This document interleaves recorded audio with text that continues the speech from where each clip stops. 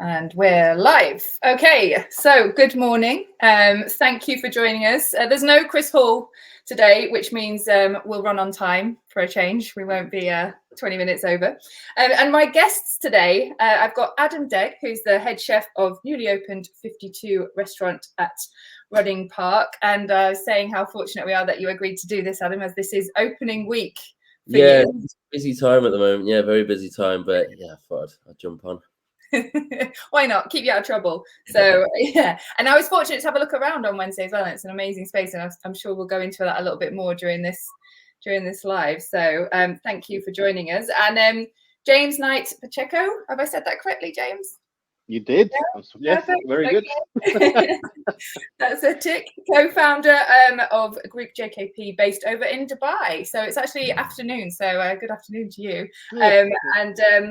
Yeah, I'm looking forward to discussing the hospitality element, your side, which is obviously, I'm sure, very different to what we're doing here in the UK. So today we're discussing whether there is a newfound appetite to open new restaurants after a really tough few years.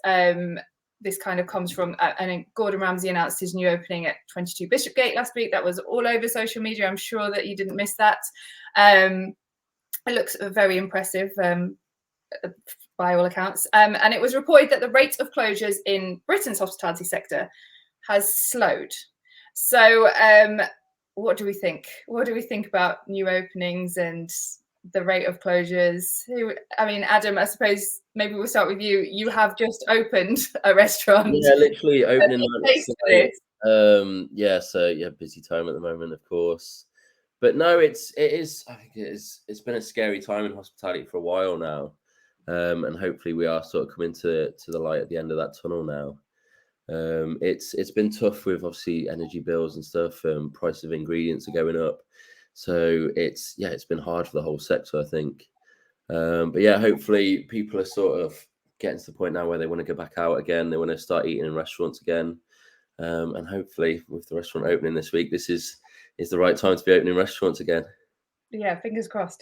I'm sure you'll be fine. But when you look around, do you feel like that within the industry? Do you feel like there's maybe a bit more confidence with people wanting to open?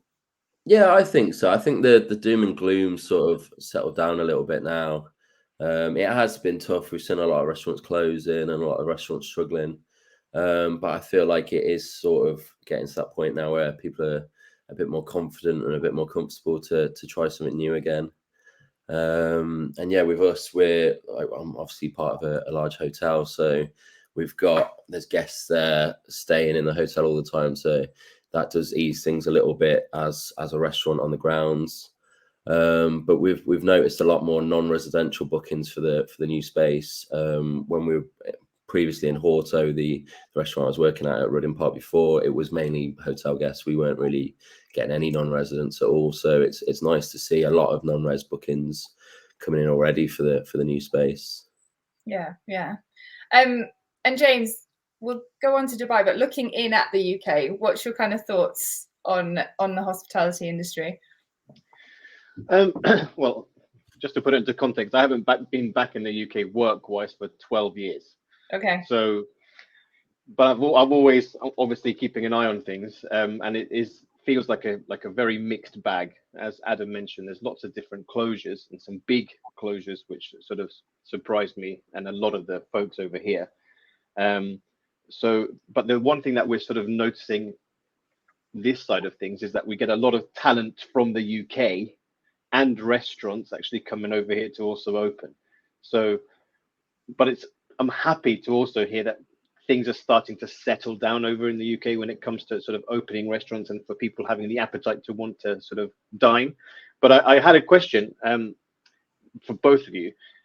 What's the sector that people love to dine in the most? Is it more high-end casual? Is it fine dining? Is it super casual? Oh, Adam. Question. I think sort of the high-end sort of places, they're being special occasion places, people are always going to sort of go to them because like birthdays and celebrations and stuff, that you look at that sort of thing. I've noticed a lot more sort of casual eateries opening up, and like people seem to go out to like lower cost, lower spend sort of places. But no, it's a difficult one. I think there's a real mix at the moment, and people are doing different things to sort of stay afloat. So, but yeah, I think there is a lot more of the casual eateries that are doing well and thriving, I think, at the moment. Yeah, I think often you find that they want the fine dining element, but in a relaxed environment. And I think people want, well, it leads us on to a further down what we're going to talk about next, but kind of they want a whole package, don't they? Rather than, it's not just about food anymore. Yeah, I think it's the experience now. Like people don't have as much like spare cash to go and spend. So when they do go out and spend their money on a night out at a restaurant, they want more from it. They want more bang for the buck. So I think what we're trying to do in the new restaurant is, we're not even calling it a restaurant. I keep saying that we're calling it an immersive dining experience, and we're trying to not mention menus or courses. We're talking about coming to eat in the kitchen basically, and the whole sort of thought behind it is it's a dinner party in the chef's kitchen. So the chefs like cook and serve everything. Like I was shaking cocktails last night and trying to figure out how to open them, like hitting them in the wrong and had a bruise after the first soft opening here because I was hitting the shaking can in the wrong pace, but Alice quickly taught me what I was doing wrong. Yeah, I think the experience is important now, and people want to get more value for their money.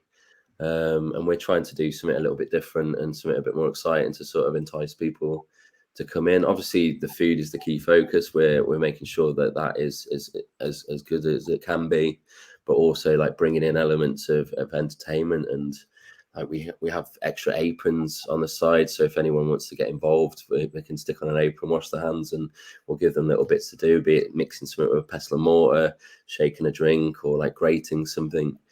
Just to get people involved, and like people are excited about that. Then we had a lad last night that was really keen, and he actually asked at the end of the night if he could come back and do a stage.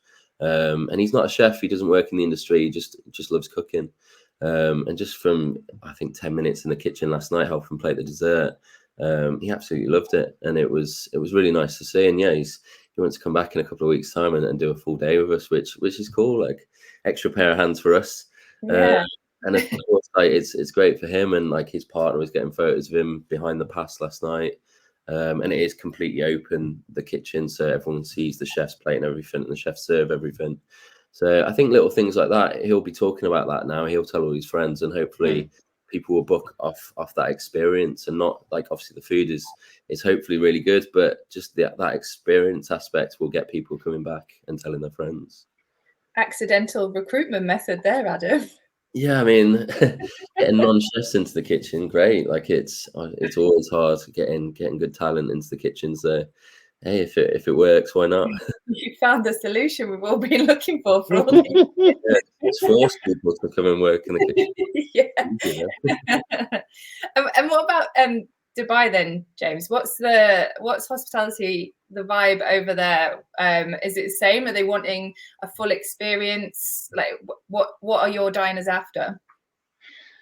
So 2 years ago, the Michelin Guide came in, 50 Best came in, and Go and Malo came in all at one time. Literally, excuse me, within the space of 3 months, everyone was like bang, bang, bang. So that completely drastically changed the landscape. However, besides Michelin and the high end, people love the immersive dining experiences. They really do, whether it's with light shows now, whether it's cabaret shows. There's a lot of that happens here. You even have the sort of old age, when the tourists come over here, they want to go in the sand dunes and camel riding, all that kind of stuff. There's an actual experience where people have like a Bedouin experience, and they have all of the shawarmas and all of the sort of Levantine food. So that's really key, is to sort of make sure that they have an amazing memory of Dubai, and the government is working extremely hard for any tourists that come in, for them to be able to experience either incredible, cheap but beautiful street food, or they can go to our 2-star Michelin restaurant, which is number 11 in the world. So you have a huge myriad of choices here, but the scary part is that there are 13.5 to 14,000 restaurants here now. So there is a huge appetite for dining out. However, previously there were a lot of huge restaurants like Zuma, for example, and we had some big names, but now the focus has completely changed to much smaller restaurants and homegrown heroes, we like to call them here. Okay. So is there a lot of new openings still, even though it sounds like it's quite saturated already, but is there still a lot of new? There is a lot. You look at the names that are coming over here now, and Sophie Pick, David Munoz. I mean, it's just, the list is endless, to be honest. But apart from that, you also have, as I said, much smaller restaurants. But the one thing that we're trying to really sort of focus on now is everyone is really into street food, because we've got over 200 nationalities here. So you can imagine, like, it's just incredible when it comes to whatever you think you woke up to want to eat, you actually eat something else. So there's so much going on, but you can actually also have a very decent meal for quite a small sum of money. Okay, but a huge choice. Yeah, choice. yeah. But people really, I mean, the tourists here, they're very, very spoiled when it comes to the dining scene. Yeah. Okay. And what's produce like, James? Because we just talked to Adam about to put it into context, Adam, basically you've put your dining experience bang in the middle of the kitchen garden. You couldn't get closer to your produce, really, did you? The kitchen garden at Rudding Park is incredible. So we've made part of the welcome journey. Guests come through the garden, have a cocktail and a snack, and then come into the kitchen afterwards. But we have Emma, our gardener, brings in like bags and bags of produce literally every day. So we change our offering daily based on like what they bring us. So that's why we don't have printed menus as well. So we can have that freedom to change stuff daily. We change stuff literally from the soft opening, day 1 to day 2, based on what they gave us. And then our first night last night, again, there was some changes. So I think it's really cool and keeps it fresh for the chefs as well. But yeah, it's from the garden as well. So it's great for the GP. And so James, what about how produce in Dubai for anyone that has never worked there or experienced it? Yeah, so obviously we have 2 seasons here, hot and extra hot. However, over the past 4 or 5 years, again, the government has been working extremely hard to have that sort of food security, and we now have over 200 farms here. But we do a lot of vertical farming. So because the land is so dry and arid, we now do a lot with hydroponics.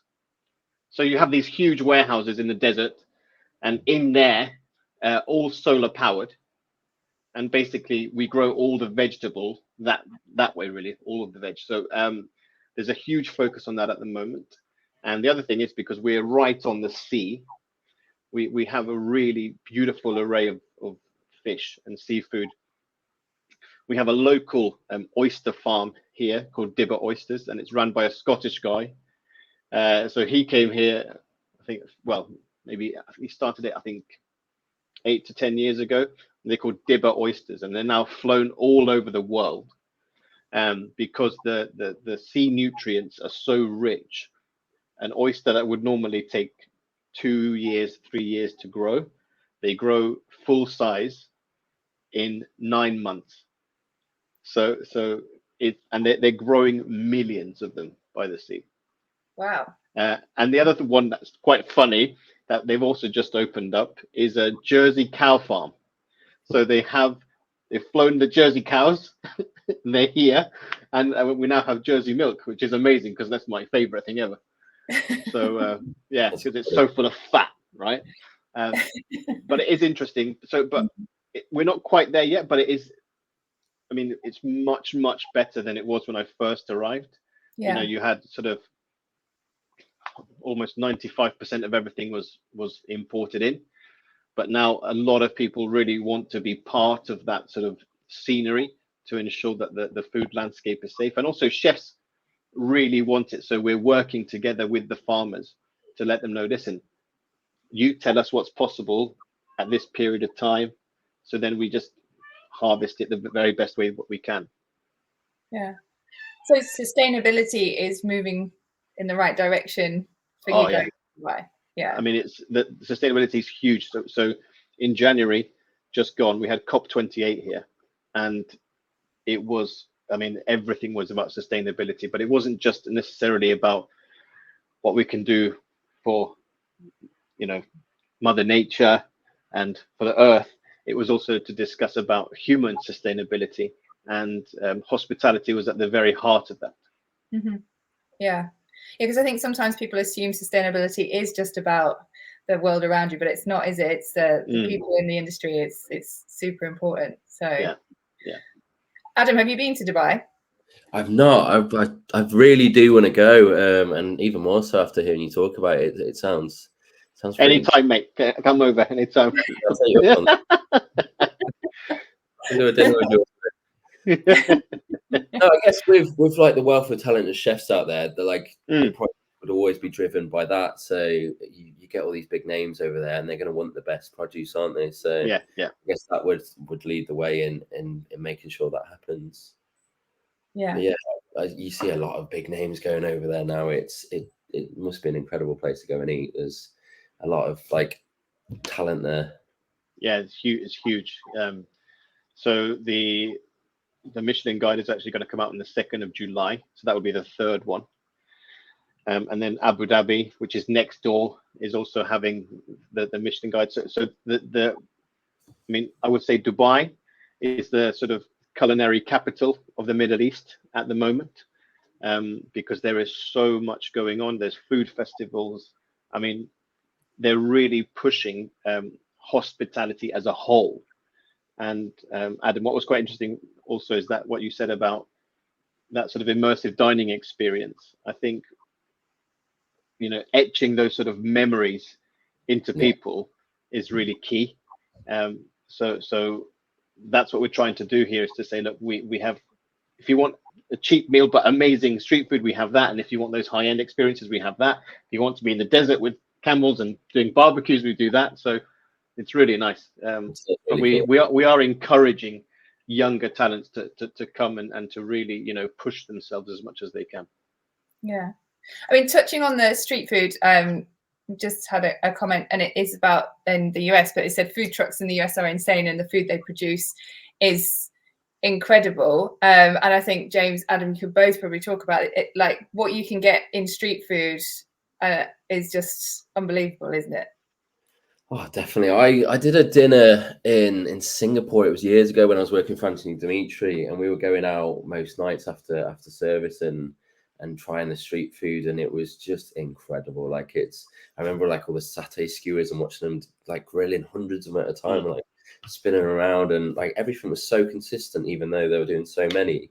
But I think like the theatre of that sort of thing is incredible, but also the talent of those people, especially like when they do like one product, but they do it really well. And I think it's something like chefs in kitchens like mine can take away from it. It's nailing that sort of thing. And like we do a little kebab with our lamb course at the moment, and we cook it on the barbecue, but to get to their level would be pretty cool. And then there's Spark in York, near where I live, that is all street food. And you notice that people start off doing like a little stall selling pizzas or whatever, and then they open a restaurant based off that. And it's a good way to feel out the market and sort of hone your craft before you move into like a bricks and mortar property, I guess. But yeah, it's awesome, and I love going to eat at places like that. Yeah. I mean, going back to originally what we were chatting about, which was like new openings, like you said, it is a good way for you to kind of get into the industry without the scary kind of costs that come with a property and opening a restaurant, isn't it? Yeah, I think to feel out your sort of market and to get a bit of a following. So then when you open an actual bricks and mortar site, I think it's a great way of doing it. And like I've seen a lot of places doing that now, that that start off as little street food things and then expand, and next thing you know, they're a chain up and down the country. So it's interesting to see. Yeah, no, 100%. And James, just to pick up what you said, Alice has said that I didn't realise all of this was in Dubai, and it's amazing to hear. So similar to what Adam was saying, I think you've just opened the eyes of quite a few people who are watching. So. Yeah, but look, the thing I sort of wanted to, and don't want to go too much into the podcast, but one of the reasons I started my own podcast is because when I was in England, I had this sort of, I didn't really understand or know too much about the Middle East food scene. And so now we're in the 6th season of the show, and we talk to all sorts of different chefs and hospitality people, because I really want to showcase the incredible food scene that is here, because there is so much going on. And yes, you have your ups and downs, like in any job, in any profession. You're going to have your good days, you're going to have your bad days. But the one thing that I found here is that everybody, doesn't matter if you're a street vendor or you have a chain of 1,000 restaurants, everyone wants to support each other, which I really think is like the most incredible thing, because hospitality is a tough industry to be in, but it can be one of the most rewarding. And when you've got that sort of support network around you, that you're not afraid to ask questions, can you help me with this? Or do you know where I can get that? It's really cool. And then looking from the outside in, I've had loads of my friends who were chefs. They had no idea about what's going on here in Dubai and in the scene within the Middle East. But it's all I can say. It's like a food bonanza. If you're a foodie, come and experience it, because there's so much going on. And as Adam said, those Singapore street hawker markets, they're artists, you know, because when you really watch them, it's just phenomenal what they do, and it's not easy. Yeah. Adam, is that something you can relate to, as in having that network within industry, being able to ask for help? And you know, you, like you said, you've done a fresh new opening, and have you been able to tap into that? Is that a good support? Yeah, I think chefs are great for like sharing knowledge. I think back in the day, people were really guarded about their recipes and techniques and stuff. But I think these days, especially with like Instagram and things like that, it's so easy to connect with other chefs. I've got a friend, Simon, he's the head chef at Leroy in London, and he has got like I messaged him like a couple of years ago asking for a recipe, because we worked together and I hadn't wrote down a recipe of something we'd made before. And he sent me a link to like, it's like a website that he's got that it's not like public, it's a private little website where he keeps all his recipes, and he sent me the link to that, and he updates it all the time, and he's so open to sharing that. And I've got like his whole library of recipes now, and I use it all the time. It's great. Like, thanks, Leroy. Yeah. No, and you can see where each place he's worked at, it gets updated with different styles and stuff. But yeah, Simon's great for that. And I think 10 years ago, there's no way anyone would give out their little black book of recipes. And Simon's just like, yeah, here's all of them. And it's nice that chefs are like that. And yeah, I've had loads of support from chefs about the new opening. I've got a few chefs like down now to come and do nights and stuff, and that'll help, because like chefs with lots of followers, when they're coming to do a night at your restaurant, like you get a whole new audience, and I think it's a great way of supporting each other. But yeah, I think hospitality is amazing, isn't it? We do it because we love it, and it's such a lovely sort of network that you can have. Yeah, definitely. I mean, social media has been amazing, hasn't it? Not just connecting you guys, but also connecting diners. Yeah, definitely. And like last night, because guests were coming into the kitchen and taking photos of us cooking, and we just tell everyone, tag us on Instagram, and that's our social media work done. We have photo shoots and stuff when we change the dishes, but guests are getting images for us every night now, and it's stuff we can share and put out there to hopefully sort of show everyone what we're doing and what we're about. So yeah, I think social media is massive for chefs and kitchens at the moment. Yeah. And Adam, has your sort of notoriety grown since you've done Great British Menu? Yeah, I've picked up a few more followers on Instagram, and yeah, I think obviously I'm not from Yorkshire. I moved up here a couple of years ago, and I from Birmingham, worked in London for about 10 years and had a big network in London. I felt like a lot of people sort of knew who I was. I moved up here and it was starting from the beginning again, really. And I think with GBM, it sort of raised my profile around here massively. And I remember I went to a supermarket not long after the episode came out and someone came up to me and was like, "Oh, you're the chef of Great British Menu." And I was just like, yeah, it's sort of half embarrassing. Why have you got a pot noodle? Yeah. Pot noodles, still the no, it's nice, and it's sort of it raised my profile up here, and I think it made the new restaurant happen. I think, That's awesome. I think if it wasn't for that, I don't know if the owners would have been as keen to sort of invest so much into this new project. So I think Great British Menus helped me massively. Awesome. Yeah, no, it's a great platform, really good platform, definitely, 100%. So both of you, with your years of experience within hospitality, Adam, a little bit closer to you because you've just opened one. What key things are you looking for if you decide you're going to open a new restaurant? What are the kind of tick boxes of, this is going to work when you're thinking about doing that? Just for anyone that maybe is looking at taking that next step into having their own restaurant, which Adam, you're laughing like what you said. Don't do it. Scary and it's a trap. It's a trap. Like my wife, we only got married in March, so we're newlyweds still, and I've barely seen her since we got married because I've been working on this. I think myself and my sous chef worked 70 hours plus last week getting everything ready. And it will settle down now, hopefully.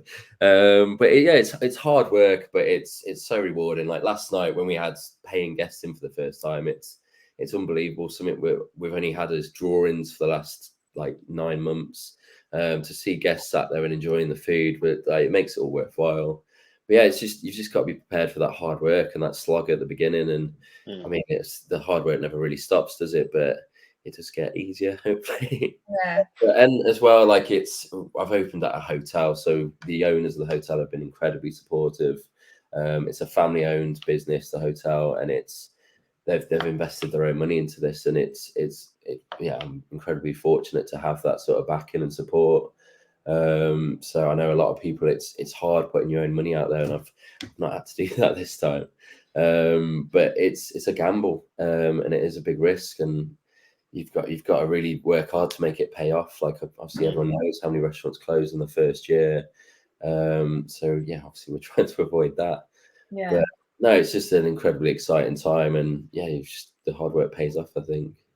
It doesn't always go as planned, does it, Adam? Because you're not actually where you thought you would be. You had an idea that you're going to open the restaurant in a different building. Yeah, so when I started working at Rudding, I was working in Horto, so it's a cafe all day.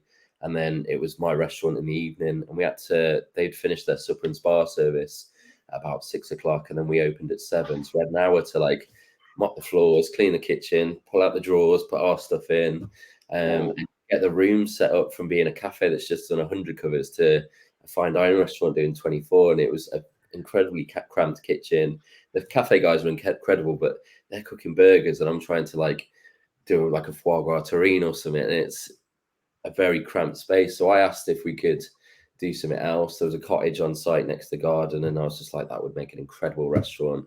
But the problem is that cottage makes so much money as a holiday cottage where you don't have to spend a fortune on ingredients, drinks, and salaries, that they weren't keen to do that. So we looked above the driving range on site, and there's a room up there that we could have put into a restaurant. And then it was actually Matthew and Nick, the owners, like sons basically, and they're like directors of the business. They came up with the idea for the shipping containers, and I was like, well, I don't know, it might be a bit street foody. And then they gave me the designs for the front of house part of it, and it was incredible. And it's turned into an amazing space. They've let me design the kitchen completely, so I've got like every toy and every bit of kit I wanted, and it's beautiful. It's a lovely space. We talked about cladding it so it didn't look like containers, but we really like the contrast of the harsh exterior and the beautiful inside. So it's worked out really well, hopefully. So hopefully we'll be fully booked. I'm sure you will. I'm sure you will. And James, what about you? If you're thinking of opening a restaurant, what are your kind of key things that you have to tick? So if I was to do it, I'll keep it very small, as in maximum of around sort of 30 to 40 covers. I think I would only do sort of evening service, just to sort of really focus on the food. And I think I quite like the idea of sort of tasting menus, but not showing the guest what they're going to eat. I think it's quite a nice niche. And we don't do enough tasting menus over here, so that's probably what I would do. Okay. And sort of, yeah, I would go towards sort of that end of things. Yeah. You've pretty much described what we've just opened. Yeah, but we don't have a beautiful kitchen garden, unfortunately. But yeah, I think that's what we would do, and have it sort of. I would do a crossover between sort of European food and sort of Middle Eastern food when it would come to the sort of menu style. Yeah. Okay. Well, I mean, to round this off, I'm assuming then that I can take from that you're both very positive about the future of hospitality. You feel like it's coming back to life and hopefully a little bit less scary for everybody that's involved in it. Mm. Yeah, absolutely. I think it's amazing. Go ahead, Adam. I'd like to think we've turned a corner and we're at a sort of positive point now where the industry is going to start thriving again. Yeah. And for me, I just hope that we can keep bringing in more talents, you know, from colleges or from wherever, or from dining at a restaurant. I really want to make sure that we keep that industry alive. It's super important. Yeah. Okay. I have one final question. I have slightly overrun, which Chris will love because I was supposed to keep on time, but there we go. Alice wants to know, do you guys have any suggestions for more of the startups that are wary of spending money on equipment and stuff that helps streamline kitchens, better their practices? I think for us, we've got a chef development program at the hotel where we get young kids from colleges and we train them up. So you're not spending an absolute fortune on wages, because you'll get in people at the bottom and molding them into chefs. And I think that's a great thing for a business. We've got Cameron who booked this opening week off as holiday, but he's back in this weekend. It's a great fun. Yeah, he's 17 and he's so keen, and he's actually got a twin brother who is going to come and help wash up most nights because we've hired him as an apprentice chef and kitchen porter basically, and his twin brother has said like he wants him cooking, so he's going to wash up so Cameron can focus on the cooking. So just having that, like, these young guys are so keen, and I think that's what you need to open a successful new restaurant. And then just invest in talent. I think that's the key. Yeah. What about equipment and tech? I think that's what the other part of the question was. Is there anything that makes your lives easier that's worth the investment in the long run? I think for me, everyone's using them Conroe barbecues at the moment, which they're incredible. They give you so much flavor, so much heat, and it makes your life a lot easier. So yeah, get one of them. Okay. Yeah, there's a lot of restaurants closed, so you can get secondhand kit quite cheap. That's not really been used loads. I think there should be a big market for that. But yeah, start off small and build from that. You can always reinvest in more expensive kit when you're up and running. Yeah, exactly. Yeah. James, anything for me? My go-to is always the Thermomix. I love it. Just flipping everything. But yeah, same as what Adam is really. There's lots of places here in Dubai where obviously there's a few restaurants that have shut down, and you actually have a few companies that specialize in sort of second-hand kitchen goods. So you can obviously, as a chef, go to them, pick out what you require, and then away you go. Yeah, top tip. You don't always have to buy everything brand new. So yeah, okay. Right, well, thank you to both of you, and thank you to everyone that has joined us. Next week we'll be starting at the slightly later time of 12 p.m. UK, and we'll be joined by Laurie Watkins, who's CEO and founder of the Cooks Collective, and Powell Kukulka, I knew I wouldn't be able to say that properly, Director of People Person Recruitment. Don't laugh, James. Don't laugh. But yes, thank you both very much. It's been an absolute pleasure. And anyone that's asked questions, if you two have the time to go on and have a look after, and there's anything that you want to respond to, that would be great. But yeah, I'm going to let you go and enjoy the rest of your day. James, I'll Thank you see you so in much. Dubai soon, hopefully. Yes, mate. Yes.